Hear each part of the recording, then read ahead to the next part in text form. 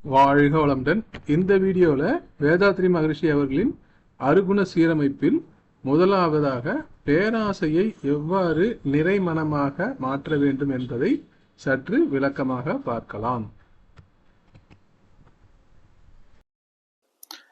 ஆசை என்றால் என்ன, பேராசை என்றால் என்ன என்ற கேள்வி நம் மனதில் எழும்.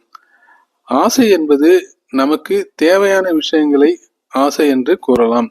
இப்போ நம்மளுக்கு பசிக்குது, சாப்பிடணும் அப்படின்றது ஒரு தேவை.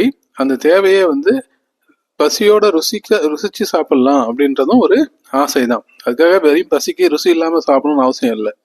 ஸோ நம்ம சாப்பிடும்போது ஒரு 6 சுவையோட ருசியா சாப்பிடணுன்றது ஒரு நியாயமான ஆசை தான். ஆனா நான் இந்த ஐட்டம் சாப்பிட்டாதான் நான் சாப்பிடுவேன், மற்றதெல்லாம் நான் சாப்பிட மாட்டேன்னு சொல்றாங்க இல்லையா, அதுக்கு பேர் தான் பேராசை. அவர் சில பேர் சாப்பாடு ஐட்டம்னா ரொம்ப காஸ்ட்லியான ஐட்டத்தை வாங்கி சாப்பிட்டாதான் இது சாப்பிட்ட மாதிரியே இருக்கு என்ற மாதிரிலாம் நிறைய விஷயங்களை சொல்றாங்க. ஸோ அது நம்மளுடைய தேவைக்கு மேல உள்ள ஆசைகள் எல்லாமே பேராசை அப்படின்னு தான் சொல்லலாம். இப்போ உதாரணமா நம்ம போயிட்டு வர்றதுக்கு ஒரு வாகனம் நம்மளுக்கு தேவை, ஒரு 2 வீலர் தேவை, ஃபேமிலியோட போனா ஒரு கார் தேவை தான்.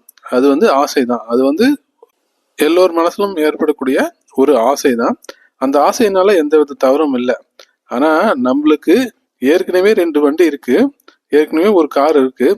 அதெல்லாம் விட்டுட்டு நான் இன்னொரு கார் வாங்கணும், ஏன்னா பக்கத்து வீட்டுக்காரங்க வாங்கியிருக்காங்க, இல்லை என்னுடைய ஃப்ரெண்டு வாங்கியிருக்காங்க, அதனால நான் அதை விட பெருசா கார் வாங்கணும், நான் கார் வாங்கிட்டு எல்லாரும் முன்னாடி போய் நான் ஜம்பமா நான் பெரிய ஆளுன்னு காமிக்கணும் அப்படின்னு நினைக்கிறாங்க இல்லையா, அதுக்கு பேர் தான் பேராசை. இப்ப இந்த ஆசைக்கும் பேராசைக்கும் நம்ம வித்தியாசம் கண்டுபிடிச்சிட்டோம்னாலே நம்மளுக்கு பாதி பிரச்சனை சால்வ் ஆயிடும்.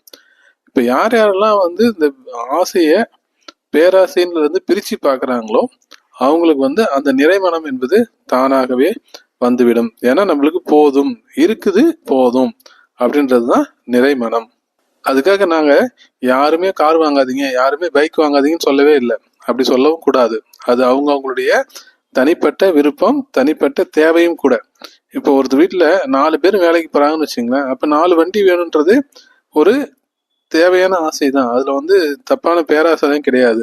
அதே சமயத்துல ஏற்கனவே 4 கார் இருக்கு, 4 பைக் இருக்கு, அப்படி இருக்கும் போதும் இன்னும் 2 கார் வாங்கி விடணும் அப்படின்னு நினைக்கிறாங்க இல்லைங்களா, அதுக்கு அவங்களுக்கு வசதி இருந்தாலுமே சொல்றேன், அந்த 4 கார் வச்சுட்டு இன்னும் எக்ஸ்ட்ரா 2 கார் வாங்குறதுக்கு அவங்களுக்கு வசதியே இருக்குன்னு வச்சுக்குவோம். அப்படி இருக்கும்போது கூட அது பேராசையில தான் வரும். ஏன்னா அது அவங்களுடைய தேவைக்கு மீறிய ஆசை. தேவைக்கு மீறிய ஆசை அனைத்தும் பேராசையாக இருக்கட்டும்.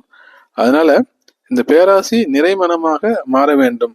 போதும், நம்மளுக்கு தேவைக்கு இருக்கிறது, அதனால இது போதும் அப்படின்னு நினைக்கிறது தான் நிறைமனம்.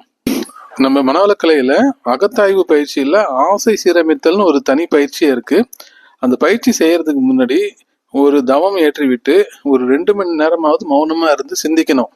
சிந்திச்சு நம்மளுக்கு இருக்கக்கூடிய ஆசைகளை ஒவ்வொரு ஆசையா எழுதிட்டு வரணும். எழுதிட்டு அதுல ஒரு ஆசையை மட்டும் எடுத்துக்கணும். இந்த ஆசையை நம்மளுக்கு தேவைதானா, முதல்ல தேவைதானான்னு பார்க்கணும். அந்த தேவையை பூர்த்தி பண்றதுக்கு பொருளாதார வசதி நம்ம கிட்ட இருக்கான்னு செக் பண்ணணும். பொருளாதார வசதி இருந்தாலும் இந்த ஆசையை நிறைவேற்றுவதனால நமக்கோ அல்லது பிறருக்கோ ஏதாவது துன்பம் வருமா அப்படின்னு யோசிச்சு பார்க்கணும். இப்படி எல்லா விஷயத்திலையும் இது சரியா இருந்தா மட்டும்தான் அந்த ஆசையை நிறைவேற்றிக்கணுமே தவிர ஒரு ஆசையை நினைச்ச உடனே நிறைவேற்றிக்க கூடாது. அப்படி நிறைவேற்றுவங்க பாத்தீங்கன்னா ரொம்ப உணர்ச்சி வசப்பட்டவங்களா இருப்பாங்க.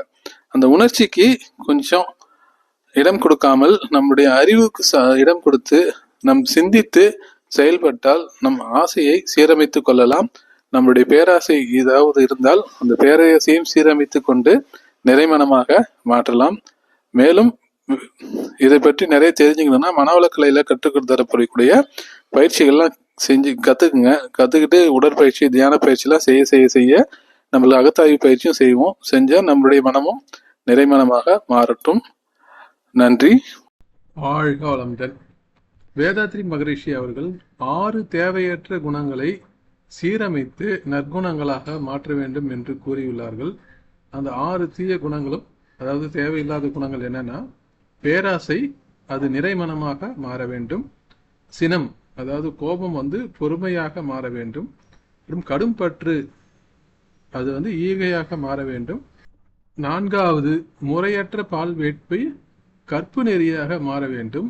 5வது உயர்வு தாழ்வு மனப்பான்மை இன்ஃபீரியாரிட்டி காம்ப்ளெக்ஸ் சொல்றாங்க இல்லையா, அது நேர்நிறை உணர்வாக மாற வேண்டும். கடைசியா 6வது வஞ்சம் மன்னிப்பாக மாற வேண்டும் என்று கூறியுள்ளார். இதை பத்தின ஃபுல் வீடியோ இருக்கு. அந்த வீடியோட லிங்க் இங்கே கொடுத்துருக்கேன், செக் பண்ணி பாருங்க. நன்றி. வாழ்க வளமுடன்.